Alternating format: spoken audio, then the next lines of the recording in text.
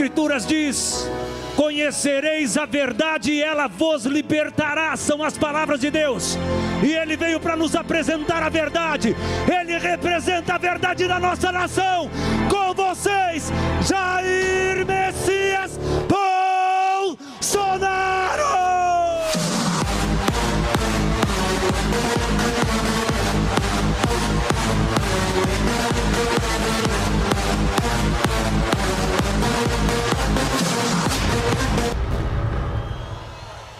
Bom dia, meu Rio de Janeiro. Bom dia, meu Brasil. Eu confesso que hoje está sendo um dos dias mais difíceis da minha vida. Porque nós vamos falar aqui sobre a vida de inocentes.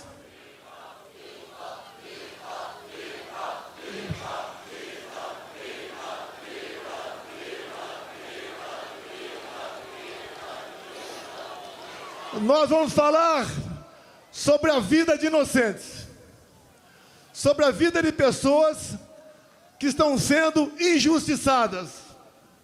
Eu jamais esperava um dia estar lutando por anistia de pessoas de bem, de pessoas que não cometeram nenhum ato de maldade, que não tinham intenção e nem poder para fazer aquilo que estão sendo acusados.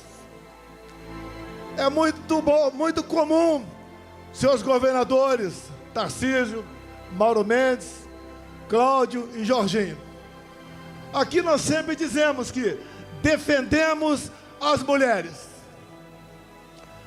Qualquer coisa contra uma mulher é uma polêmica enorme no Brasil. E, obviamente, mais que a defesa, devemos ter consideração com as mulheres. E olhem só, eu vou citar o nome de 5 mulheres aqui. A primeira, Débora dos Santos, está 2 anos em prisão preventiva. Está sendo julgada nesse momento em plenário virtual. Todo mundo está esperando mais uma condenação, com uma pesada pena. Eu peço a Deus que isso não ocorra. Temos também a senhora Valdete Ferreira, 73 anos de idade. Condenação, Cláudio Castro, 11 anos de cadeia. Temos também a senhora Iraci Naguchi, 71 anos de idade. Condenação, Tarcísio, 14 anos de cadeia.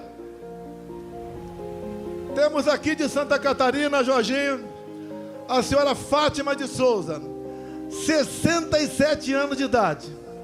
Condenação, 17 anos de cadeia. E a última aqui, eu cito Mauro Mendes, que é de Mato Grosso, mas a senhora do Ceará, senhora Francisca Ildete, 62 anos de idade. Condenação, 13 anos de cadeia. E mais dezenas de condenações. Homens, avós, jovens mulheres, mães que acordam e dormem sem dar um beijo nos seus filhos. Como faltou aqui agora, como havia combinado com o Bruno Scheid, trazer uma senhora de Ji-Paraná, Rondônia. Essa senhora tem 6 filhos, o mais velho 10 anos, o mais novo 10 meses, o marido um caminhoneiro, que chegou num frete de Rondônia, naquele fatídico domingo de 8 de janeiro, lá em Brasília. Tomou um banho e foi para a esplanada. Acabou sendo pego. Condenação, 14 anos de cadeia. Essa senhora com 6 filhos teve seus vencimentos como servidora de Rondônia bloqueados, vive de favores, e esse homem está foragido. Talvez esteja na Argentina com dezenas de outros patriotas. Eu jamais pude imaginar um dia na minha vida que teríamos refugiados brasileiros mundo afora.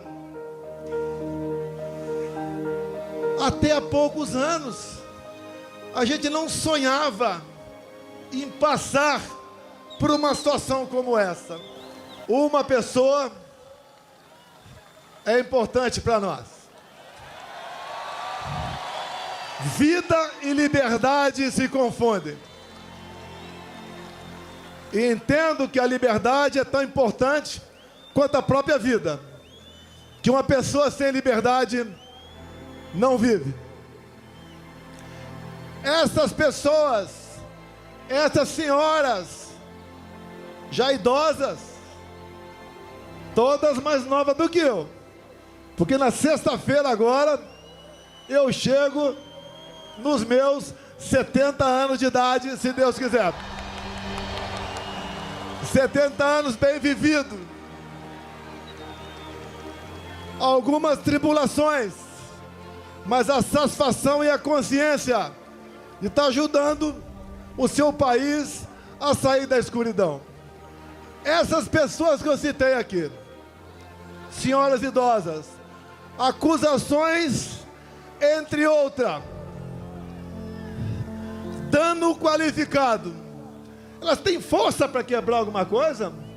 Tem alguma imagem de uma delas quebrando alguma coisa? Por que nós sabemos que a pena tem que ser aplicada a quem realmente cometeu aquele dano?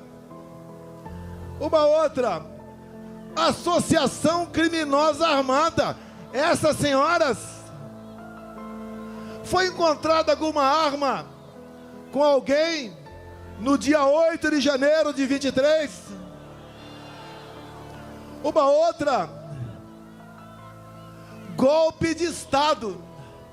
Como disse há poucas semanas no programa Roda Viva, ministro da Defesa José Múcio, golpe de Estado é o povo, forças armadas e uma liderança. Quem é a liderança ou quem foi a liderança dessas pessoas? Não tiveram. Foram atraídas para uma armadilha.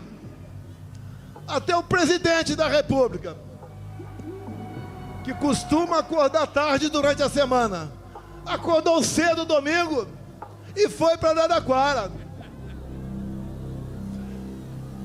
Outro dia conversei com um colega de Israel. Ele falou: que golpe foi esse que o Mossad não ficou sabendo? Quando se há uma tentativa dessa natureza pelo mundo, em poucos minutos, o mundo todo toma conhecimento. Mas qual o objetivo deles? O que eles querem? Todas as narrativas contra mim foram para o espaço. Marielle Franco, baleia, 100 imóveis no Vado Ribeira, móveis no Alvorada, joias, vacina, tudo foi embora, sobrou a fumaça do golpe.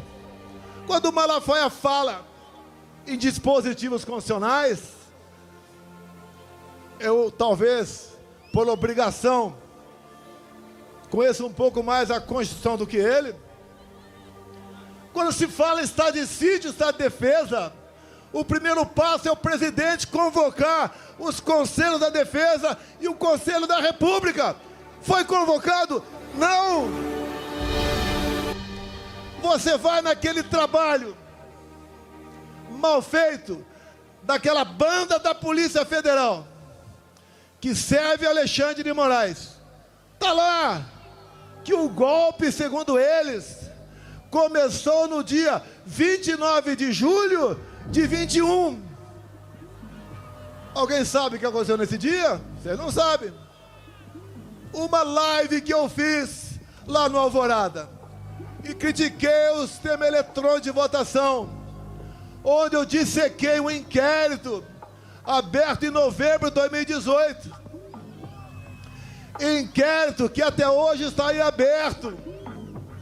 Inquérito esse que eu mostrei para os embaixadores, que no dia seguinte o Alexandre Moraes classificou esse inquérito como confidencial, ou seja, secreto. Secreto por quê? Qual é a alma da democracia? É a transparência, é o voto, é a contagem pública dos votos, é a certeza que o eleitor chega de dizer que votou em tal pessoa, o voto foi para aquela pessoa. Eu não estenderei muito não, que o Malafaia tecnicamente se comportou como um brilhante advogado aqui, apesar de ele não ser. Eleições de 22, a gente arrastava multidões pelo Brasil. Foi aqui no 7 de setembro, tinha mais gente do que agora. Fazíamos motocicletas pelo Brasil todo. São Paulo, segundo lá a Polícia Militar, batendo 300 mil motos. Foi em Santa Catarina, foi em Mato Grosso, foi no Brasil todo. O agro estava quase 100% fechado conosco. Os cristãos, da mesma maneira. Nós tínhamos majorado com responsabilidade o Bolsa Família para R$600. Nós, com o Rogério Marinho presente aqui, levamos água para o Nordeste. A Tereza Cristina na agricultura abriu comércio com o mundo todo. O Tarcísio, com orçamento pequeno, cresceu com sua competência e atendeu o Brasil em obras de infraestrutura. O nosso governo fez o seu trabalho. Por que perdeu a eleição? Por que perdeu a eleição?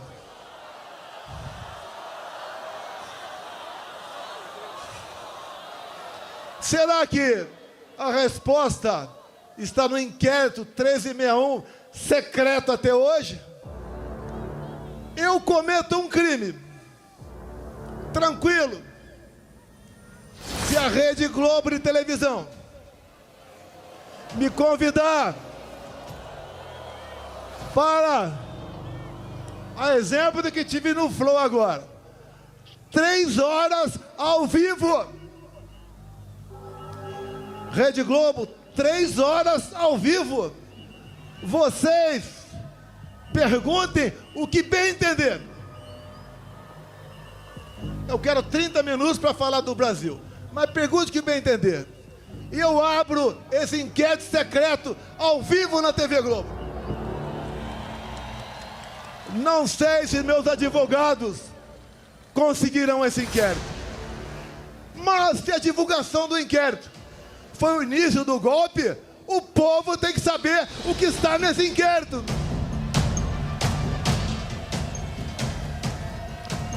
Todos os inquéritos de Alexandre de Moraes são confidenciais, secretos. Ninguém pode saber de nada o que está ali. Ele começou a investigar o presidente da República em julho de 21. A PF não pode investigar o presidente. E não tinha um fato definido. Era um inquérito secreto, originário daquele outro, do fim do mundo. Nos acompanhava 24 horas por dia. O que eles queriam com isso? Minar a presidência da República. Não queriam que a gente continuasse. E houve sim mão pesada do Alexandre de Moraes por ocasião das eleições de 22. Por exemplo, segundo decisão dele, eu não podia mostrar a imagem do Lula defendendo o aborto. Eu não podia botar a imagem do Lula defendendo ladrões de celular, dizendo que isso era para tomar uma cervejinha. Eu não podia mostrar a imagem do Lula com ditadores do mundo todo. Eu não pude mostrar o Lula em 2009 no Irã, defendendo o enriquecimento de urânio para aquele país, e o Lula dizendo que era para fins pacíficos. E nós sabemos, o que o Irã sempre quis foi varrer Israel do mapa. Eu não pude mostrar imagens do 7 de setembro. Eu não pude mostrar imagens do cortejo fúnebre da rainha da Inglaterra. Eu não pude mostrar trechos das minhas falas por ocasião da ONU. Ele fez uma campanha para menores de 16 e 17 anos tirar título. E essa garotada dessa faixa etária, a tendência é sempre votar na esquerda. Mais de 4 milhões de votos aí. Pelo menos 2 milhões para o outro lado. Nos foi retirado 1,5 milhão de inserções de rádio por ocasião das eleições. O outro lado podia fazer tudo. Me chamava de misógino, de fascista, de nazista, até de pedófilo os caras me chamaram. De assassino da Marielle Franco. Podia tudo. E nós vimos de uma pandemia e de uma guerra. E nós demos tudo pelo Brasil. Se não fosse a excelente qualidade dos meus ministros e teus assessores, o Brasil tinha afundado na economia. Mas foi diferente. Atendemos os mais humildes com auxílio emergencial. Compramos 600 milhões de doses de vacina para quem quis tomar. Não exigi de ninguém. Não cobrei cartão vacinal. E o mundo está vendo agora o que foi aquele período, em especial, um relatório do Congresso americano de 500 páginas sobre o assunto. A verdade dói e pode tardar, mas ela não falha. Essas pessoas que estão presas, homens e mulheres, idosos, jovens mães, esse é o motivo desse nosso encontro aqui hoje em Copacabana. Mas o que eles querem no final das contas, como o ministro disse há pouco tempo, nós derrotamos o bolsonarismo. O que eles querem? Como viram que a questão da inelegibilidade dá para ser alterada, afinal de contas, me tornaram inelegível. Por quê? Pegaram dinheiro na minha cueca? Alguma caixa de dinheiro no meu apartamento? Algum desfalque estatal?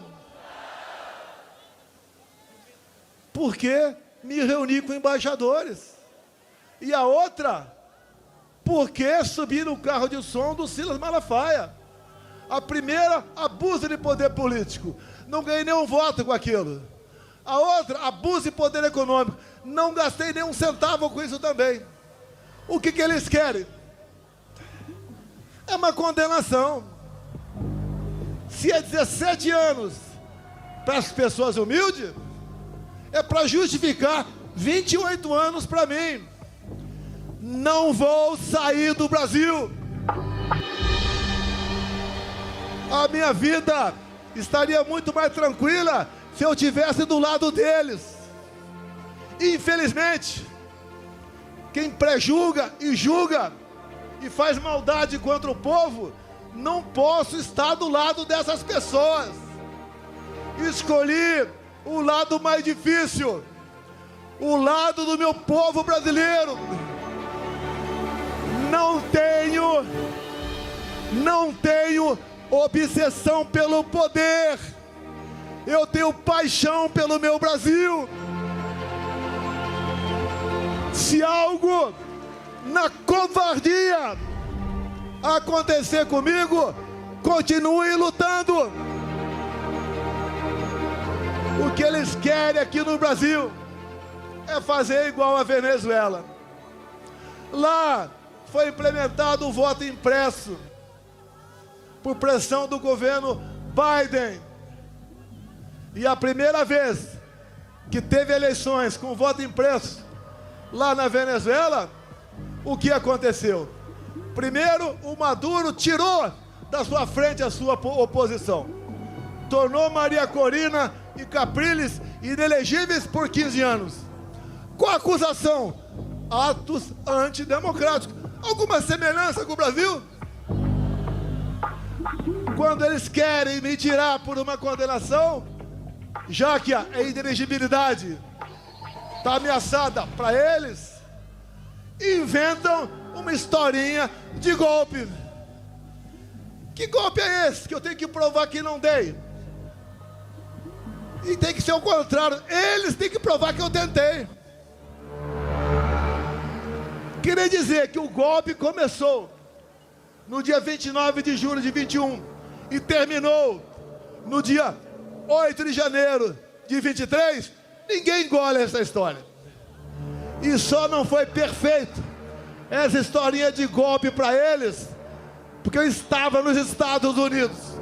Se tivesse aqui, estaria preso até hoje, ou quem sabe, morto por eles.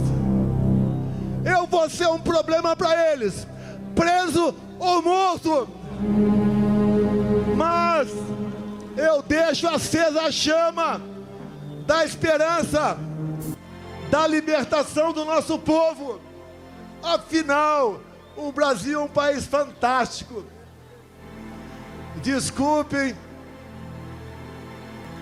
o pessoal lá de Israel. Aqui é a terra prometida. Aqui é a terra de Deus. Aqui temos gente do mundo todo. E não vai ser uma pessoa que vai nos derrotar, que vai nos intimidar. E agora, indo para o encerramento, senhores deputados federais, senhores senadores, parte presente aqui, nós temos um compromisso que está no coração de qualquer um de vocês. É buscar anistia aos nossos irmãos e irmãs que estão presos nesse momento. Não podemos entender que continuemos tendo órfãos de pais vivos pelo Brasil. Não existe maldade maior do que essa. Hoje, por levantamento, já temos votos suficientes para aprovar na Câmara. Como disse aqui Rodrigo Valadares, lá de Sergipe, que é o relator dessa proposta, e também o sócio de Cavalcante, que é o líder do nosso partido lá na Câmara. Nós seremos vitoriosos. Nós veremos aparecer a justiça, se não é para aquele outro poder que existe para isso, pelo poder legislativo, que até o Lula vete. Nós derrubaremos o veto. Agora, por que a esquerda está contra a anistia? Já que eles, ao longo da história, sempre foram beneficiários de anistia. Como disse há pouco tempo, editorial, o jornal, o Estado de São Paulo. Se tirar das mãos do PT a falsa bandeira de defesa da democracia, o PT não existe. Não tem o que apresentar para vocês. Nem para alimentar o pobre, que eles sempre disseram que a nossa meta é dar comida para o pobre, nem isso tem mais. Pesquisas, acreditem ou não, lá no Rio Grande do Norte, eu estou na frente do Lula.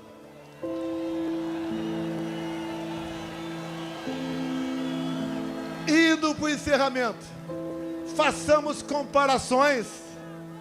Compara o nosso governo de poucos anos com o atual.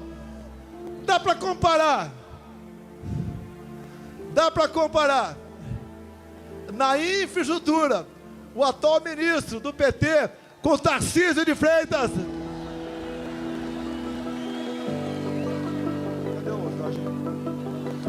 Dá para comparar aquele ministro taradão, quem diria, ministro dos direitos humanos. Dá para comparar o taradão com a Damares? Dá para comparar o atual ministro da Agricultura, que está fazendo o preço explodir pelo Brasil, com a Tereza Cristina? Na economia, dá para comparar o Haddad com o Paulo Guedes? Dá para comparar Janja com a Michele? Nada dá para fazer comparação com esse governo. E a gente se pergunta o tempo todo: quem tirou esse cara da cadeia? Quem anulou os julgamentos? Quem trabalhou no escurinho do cinema para colocá-lo na presidência da República? Esses que fizeram esse trabalho dizem: salvamos a democracia. Essa democracia que está vivendo com prisão de inocentes, com tortura em cima de depoentes, com ameaça de censurar as mídias sociais. Sem liberdade de expressão não tem democracia. O trabalho não é fácil. Alguns querem rapidez, mas creio que o que está acontecendo vai servir de musculatura para todos, para que nós brevemente possamos dizer aqui no Brasil: eu vivo num país democrático. E quem tem que dizer o que pode ou não ser feito no Brasil é o povo brasileiro. Nós somos escravos da vontade de vocês. Sempre digo: ninguém tem o que nós temos. O que está errado? Onde erramos? Escolhas. Escolhas. Qual deveria ser, politicamente falando, a melhor região do Brasil? A mais próspera, a com mais igualdade, com mais oportunidade, com mais amor. Tinha que ser respeitosamente o nosso Nordeste. E por que não é? Não é porque o PT está 20 anos lá, roubando o nordestino, sonegando educação para eles. Os estados com maior índice de violência, infelizmente, é o Nordeste. E aqui comigo, por coincidência, os 2 melhores, os 3 melhores em índice de violência: Mato Grosso, Santa Catarina e São Paulo. Mas, meus amigos, meus irmãos do Rio de Janeiro, eu só tenho a agradecer a vocês. Desde que vocês acolheram esse jovem garoto caipira em 73, lá em Resende, na Academia Militar, jamais eu esperava que a minha vida acontecesse tudo isso, bem como jamais esperava que na minha vida Ele colocasse ao meu lado pessoas fantásticas, pessoas maravilhosas, patriotas, que têm Deus no coração. O meu ciclo vai se esgotar um dia, mas nós estamos deixando muitas pessoas capazes de me substituir no futuro. Por lá de lá não tem nenhuma liderança. Por lá de lá não tem o que falar para se apresentar junto a vocês. Nós acreditamos no futuro do nosso Brasil. E o último ato aqui, esta senhora que está do meu lado e as suas 2 filhas. Aqui é a viúva do Crezão.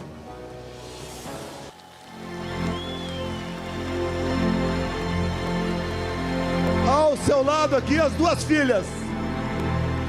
Uma família que tendo em vista a indecisão a decisão de alguém que devia usar sua caneta para fazer justiça, por 3 vezes negou a liberdade de um cardíaco para ser tratado condignamente. O Canzão acabou falecendo dentro do presídio em Brasília. É inadmissível isso daí. E por uma questão pessoal, luta pelo poder. Eles não derrotaram, nem derrotarão o bolsonarismo. Não derrotaram e nem derrotarão aqueles que defendem Deus, pátria, família e liberdade. Nós estamos mais fortes. E peço a vocês, por ocasião das eleições do ano que vem, me deem 50% da Câmara e 50% do Senado, que eu mudo os destinos do nosso Brasil.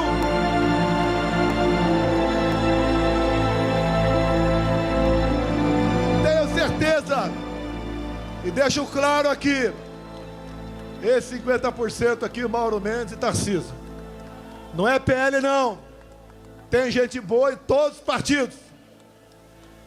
Eu, inclusive, há poucos dias, tinha um velho problema e resolvi com o Kassab em São Paulo.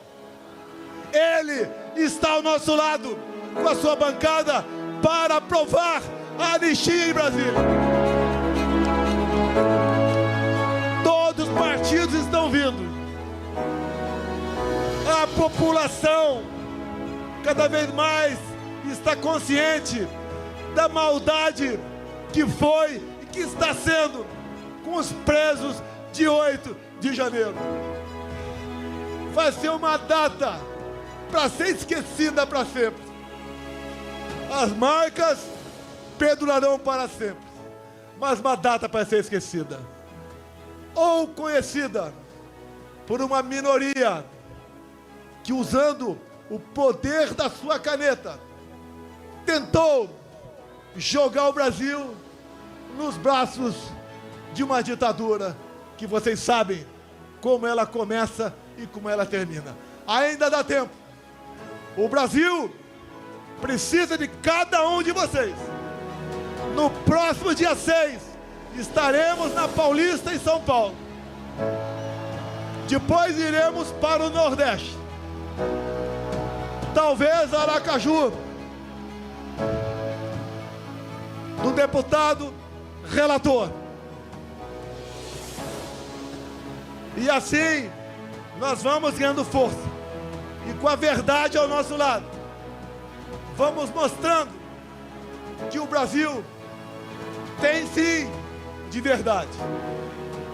E dizer àqueles que não gostam de mim, lá de Brasília: eleições sem Bolsonaro é negar a democracia no Brasil.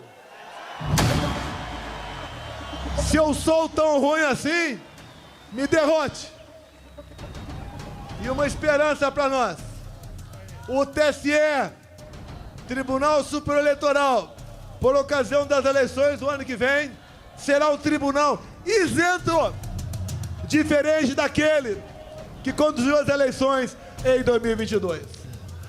Muito obrigado a todos vocês. Obrigado a Deus pela minha segunda vida.